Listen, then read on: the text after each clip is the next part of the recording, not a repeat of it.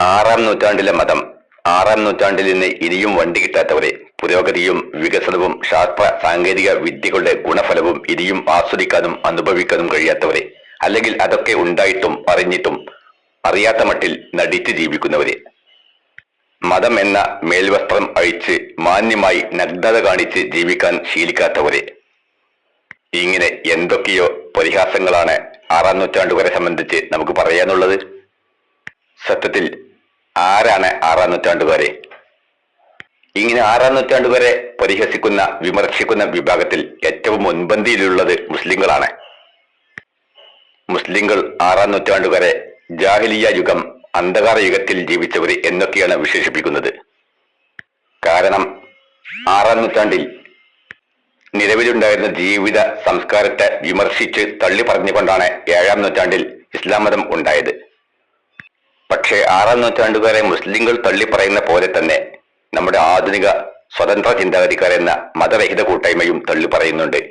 ഈ വൈരുദ്ധ്യാത്മക സ്വഭാവത്തെയാണ് ഞാൻ ചോദ്യം ചെയ്യുന്നത്. അതായത് ആർക്കാണ് ആറാം നൂറ്റാണ്ടുകാരെ തള്ളി പറയാൻ അവകാശമുള്ളത്, അധികാരമുള്ളത്? ആദ്യം നമുക്ക് ആറാം നൂറ്റാണ്ടുകാരെ ഒന്ന് പരിചയപ്പെടാം.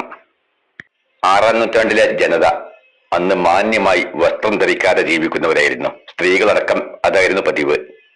മറ്റൊന്ന്, വിവാഹം കഴിക്കാതെ യഥേഷ്ടം ആരെയും ലൈംഗിക ആവശ്യത്തിന് ഉപയോഗിക്കുന്നവരായിരുന്നു ആറാം നൂറ്റാണ്ടുകാര്. മറ്റൊന്ന്, കൊള്ളയും ചതിയും പരസ്പര വിശ്വാസമില്ലായ്മയും ജീവിതത്തിന്റെ ഭാഗമായിരുന്ന ആറാം നൂറ്റാണ്ടുകാര്. ലഹരിയിൽ ആടിയുലഞ്ഞ് ജീവിച്ചിരുന്ന ആറാം നൂറ്റാണ്ടുകാര്. അടിമത്ത സ്വഭാവം ലോകത്ത് ഏറ്റവും കൂടുതൽ രൂക്ഷമായിരുന്ന ആറാം നൂറ്റാണ്ടുകാര്. അതുപോലെ സ്ത്രീകൾക്ക് സ്വതന്ത്രമായി പുറത്തിറങ്ങി നടക്കാൻ ഭയമുണ്ടായിരുന്ന ആറാം നൂറ്റാണ്ടുകാര്.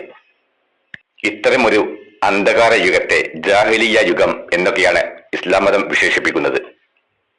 ഇത്തരമൊരു ആറാം നൂറ്റാണ്ടിലെ സ്വഭാവത്തിനെതിരായിട്ട് അതിനെ മാറ്റിയെടുക്കാൻ വേണ്ടി ഏഴാം നൂറ്റാണ്ടിൽ, അതായത് AD 610 രൂപം കൊണ്ട ജീവിത സ്വഭാവമാണ്, അല്ലെങ്കിൽ ജീവിത പദ്ധതിയാണ്, സംസ്കാരമാണ് ഏഴാം നൂറ്റാണ്ടിൽ ഉണ്ടായ ഇസ്ലാം. അത് AD 610 മുതൽ AD 632 വരെ മുഹമ്മദ് നബിയുടെ പ്രബോധനത്തോടുകൂടി ലോകത്ത് വ്യാപകമായി. അതായത് ഇസ്ലാം എന്നുള്ളത് ഏഴാം നൂറ്റാണ്ടിന്റെ മതമാണ്. ആറാം നൂറ്റാണ്ടിനെ തള്ളി പറഞ്ഞുകൊണ്ടാണ് ഏഴാം നൂറ്റാണ്ടിൽ ഇസ്ലാം ഉണ്ടായത്. പക്ഷേ നമ്മുടെ മതം വിട്ട കൂട്ടായ്മക്ക്, അഥവാ സ്വതന്ത്ര ചിന്താഗതിക്കാര്, ലിബറൽ ചിന്താഗതിക്കാര് എന്നൊക്കെ അവകാശപ്പെടുന്ന നമ്മുടെ ഈ പുതിയ ആധുനിക കൂട്ടായ്മക്ക് ഒരൽപ്പം പോലും ചരിത്ര ബോധമില്ല എന്നുള്ളത് വ്യക്തമാണല്ലോ. ആറാം നൂറ്റാണ്ടുകാരെ അവരെ പോലെ തന്നെ ഇനിയും മാന്യമായി വസ്ത്രം ധരിക്കാതെ ഉടുതുണി അഴിച്ച് ജീവിക്കാൻ വേണ്ടി പ്രോത്സാഹിപ്പിക്കുന്നവരാണല്ലോ ഈ മതരഹിത കൂട്ടായ്മ.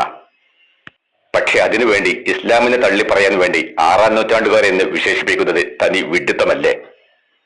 അതുകൊണ്ട് മതം വിട്ടവരെ ഇനിയെങ്കിലും എന്ന് തിരുത്തി പറയുക. നിങ്ങൾക്ക് ഇസ്ലാമിനെ തള്ളി പറയാൻ താല്പര്യമാണെങ്കിൽ നിങ്ങൾ ഏഴാം നൂറ്റാണ്ടിന്റെ മതം എന്ന് ഇനിയെങ്കിലും തള്ളി പറയേണ്ടതാണ്. കാരണം ആറാം നൂറ്റാണ്ട് പോലെയല്ല ഏഴാം നൂറ്റാണ്ട്. ഒരുപാട് വൈരുദ്ധ്യങ്ങളായ രണ്ട് നൂറ്റാണ്ടാണ് ആറാം നൂറ്റാണ്ടും ഏഴാം നൂറ്റാണ്ടും. ആധുനിക വൈജ്ഞാനിക വിപ്ലവത്തിന് ലോകത്ത് തുടക്കം കുറിച്ചത് ഏഴാം നൂറ്റാണ്ടിലാണ്. വാഗ്ഭടൻ അഷ്ടാംഗ ഹൃദയം എന്ന ഏറ്റവും വലിയ ആയുർവേദ ഗ്രന്ഥം രചിച്ചത് ഏഴാം നൂറ്റാണ്ടിലാണ്. ഇന്ത്യയിലെ നളന്ദ സർവകലാശാലയിലെ ലോകത്തെ വൈവിധ്യങ്ങളായ രാജ്യങ്ങളിൽ നിന്ന് ഏറ്റവും കൂടുതൽ വിദേശികളായ വിദ്യാർത്ഥികൾ വന്ന് പഠനം നടത്തിയത് ഏഴാം നൂറ്റാണ്ടിലാണ്. അതുകൊണ്ട് മതരഹിത കൂട്ടായ്മ, അല്ലെങ്കിൽ യുക്തിവാദികൾ, സ്വതന്ത്ര ചിന്താഗതിക്കാര് ഇനിയെങ്കിലും ഒന്ന് ആലോചിക്കുക. നിങ്ങൾ ആറാം നൂറ്റാണ്ടിനെയാണോ ഏഴാം നൂറ്റാണ്ടിനെയാണോ തള്ളി പറയേണ്ടത്?